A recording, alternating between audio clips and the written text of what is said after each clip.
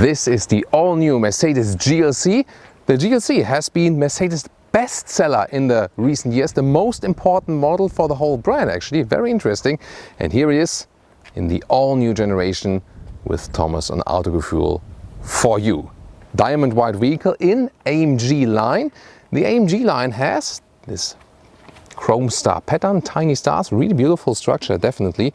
And in the lower part you can see different graphics, sportier graphic for the AMG line. And here, this central part, we also have the night package, which paints it here in high gloss black. And we can directly see the difference with a secondary vehicle for today.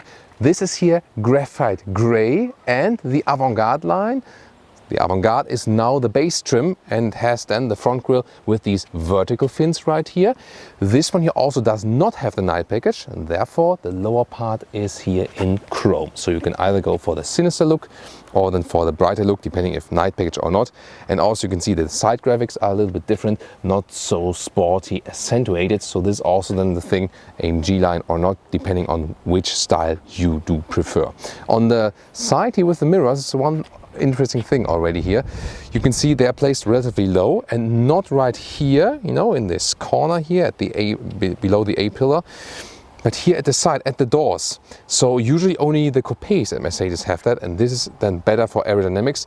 This is also a scheme in general for this vehicle. They improved aerodynamics and wanted to reduce wind resistance and also less wind noises from everything that is attached to the vehicle. Here also in the lower part there is this footstep. This is an option. It looks of course quite cool. Some don't like it, but the interesting thing is it's not bad for aerodynamics. This here is actually good for aerodynamics.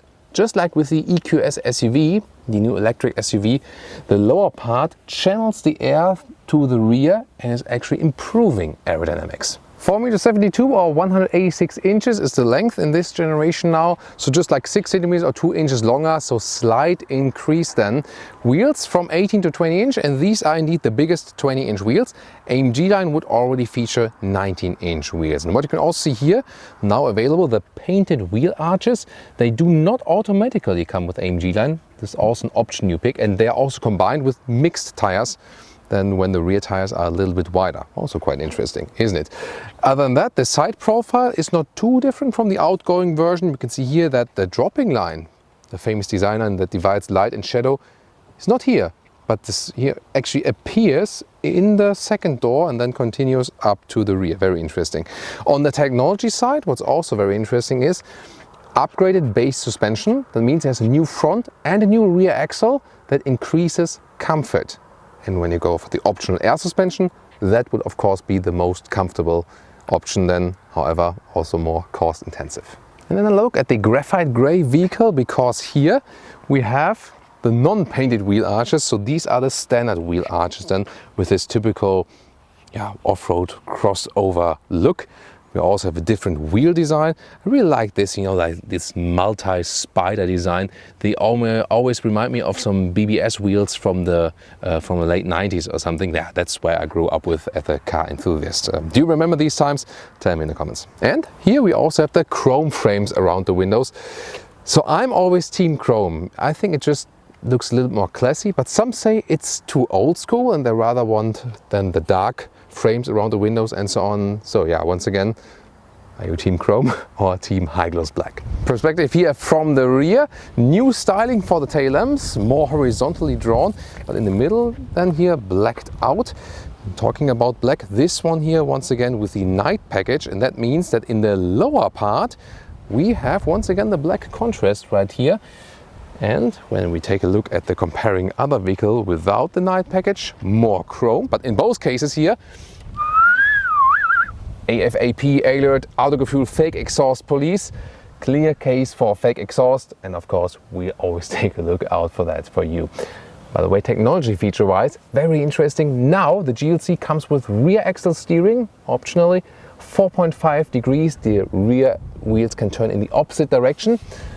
The threshold for that is about 60 kilometers an hour or 40 miles an hour. Above that, it turns in the same direction for more stability. But in the lower speeds, the turning circle is reduced by almost a meter, so this will make a massive difference in handling. Khaki, I like it. No high gloss black, and also Real door handles, no flush door handles. Yeah, that's what we want to see, something that can be handled indeed. Or am I too old school for that? Tell me in the comments. Now door closing sound. Yeah, not bad, but also not extremely good. Something in between, I would say. Ooh, there's the new interior. Let's begin at the inside of the doors first. Here, this is an Artico leatherette, so this is all animal free. Here as well, very soft, high quality, so great high grade leatherette. Of course, the red is a little bit special. It looks interesting to the white vehicle. It wouldn't be my case, but of course you can get different colors here, no problem. Then it begins with hashtag capacitive BS buttons here already inside of the doors. You see one button fits it all.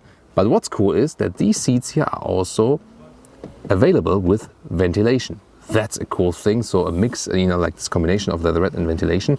Here also interesting, this one of the speaker of the 15 speaker Burmester sound system.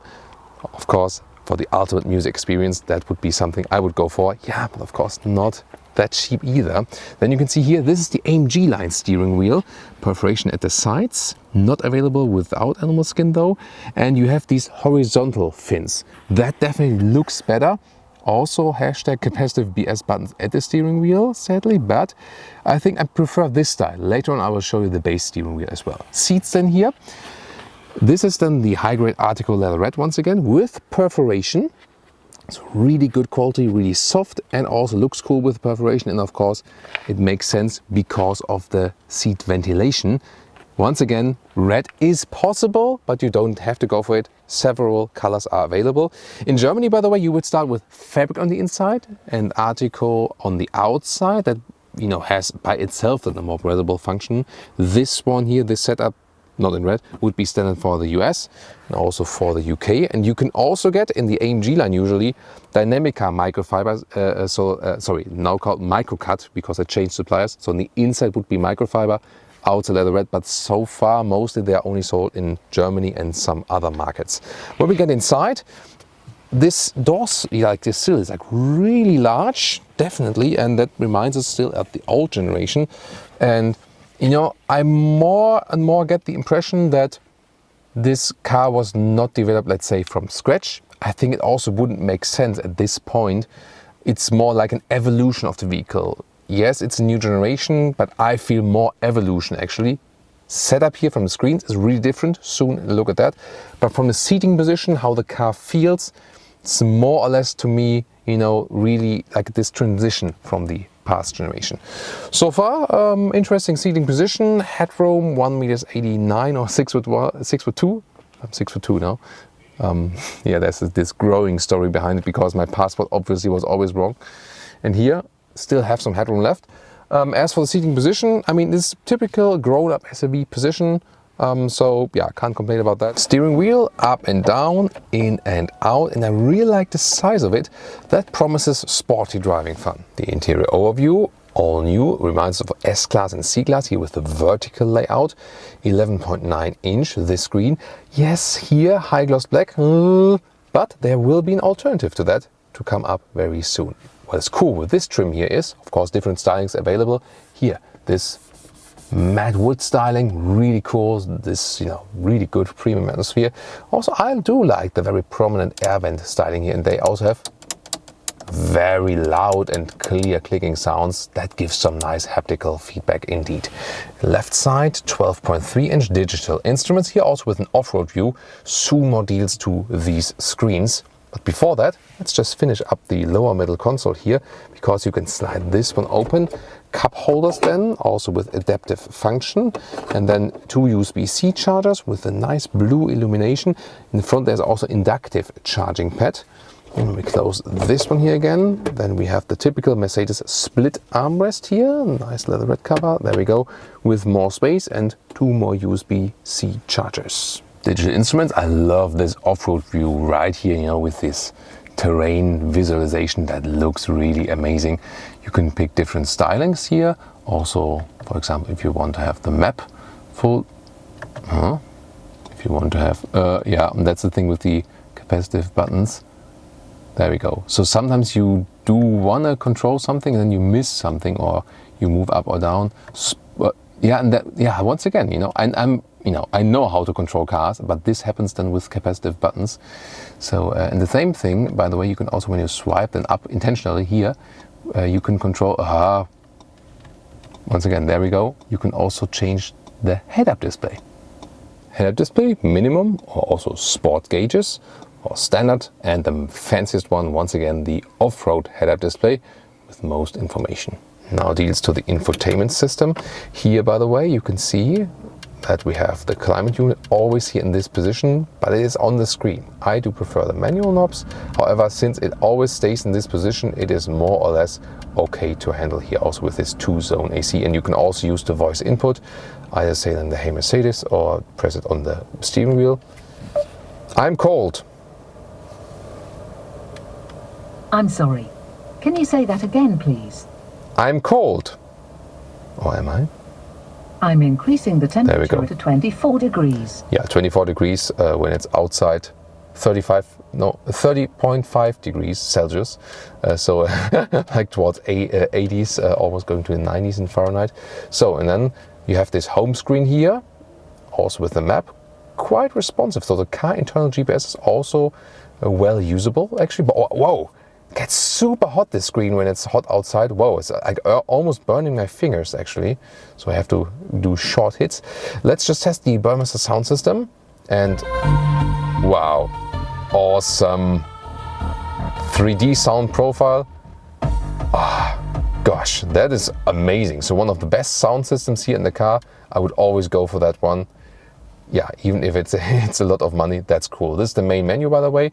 So to me, this is a more simple view, actually. So they have simplified the whole thing. Also better than, in the most electric vehicles now by Mercedes with this optional hyperscreen. And here, this off-road view. This is also very interesting. And in this off-road view, not only information, but also a special off-road camera. And this is actually quite a cool thing. Well, you have always, when you have a 360-degree view camera, you always get this. And you see here, this is the transparent bonnet feature. And the thing is, when you roll a little bit forward, then you see here, it builds up the view underneath the vehicle, so you can see like where there's a stone or something.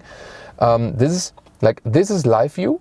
This is past view, like 1.5 seconds delay. So this is not the live, but still you see where the stone is, and maybe you can then like turn the wheels around the stone, and that you don't hit it with the wheels from the inside or something. So a very interesting feature. And one more test here, I put a small yellow case of these emergency vests where they are, rolled in front. Now let's see how the transparent bonnet.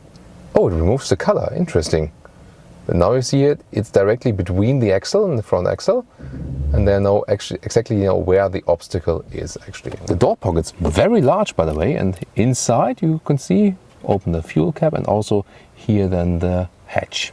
And a short glimpse at another trim level, Avantgarde trim level, and also other colors. This vehicle here equipped with brown seats. In this case, this is the animal skin. There you can also see the different pattern, but the brown would also be available for the Artico. So the Artico animal-free seats also available in different colors, of course. Here we also have different decor elements. Here this more, let's say, aluminum, whatever style. I mean, aluminum. Can't really describe how would you describe it actually, but at least no high gloss black. That's to me the main thing here. You have different options not to go for high gloss black. And if you don't have the AMG, here the Avantgarde line, also different steering wheel, looks a little bit more simple, but also with nice styling. But once again, #capacitive BS buttons on the steering wheel. They are easy to understand, but once again, not that good to control, especially while driving. Inside of the doors, also with a soft Artico cover. So really high build quality here, also in the rear. And what about the space here, actually? So this is the seat as I would be driving. So yes, it works for four tall adults, not a major difference to the previous generation. Not too much space, but remember, this is then set to my position. By the way, the head restraints here, I can easily do it from the rear. Wait a minute, might that be a game for your kids? You shouldn't make your kids watch that video, because when I'm showing you right now here, you can adjust the head restraint like front and back. And if your kids find out about that, you might have some argument in the car about that. But the function itself is really interesting, to change the distance then here to your head. But here, talking about heads in the rear, also some headroom left, even for tall adults. And here at the moment we have the shade for the panoramic view. This is a proper panoramic roof here, by the way, so you can first remove that shade, and after that you can open the whole thing, so it's not just a fixed one. And especially everyone in the rear does profit from that. So now we have a little bit more light, and let's open the thing also with sliders there in the front. This is yeah, once again, I don't like this slider trend, don't you? Or am I really too old school for wanting physical buttons? Some say that and some agree with me. So here we now have everything opened up, some air. And what's missing here in the rear? Well, it's also nice build quality here from the leatherette, and then we can fold on this, and then we have either like this smartphone or tablet holder.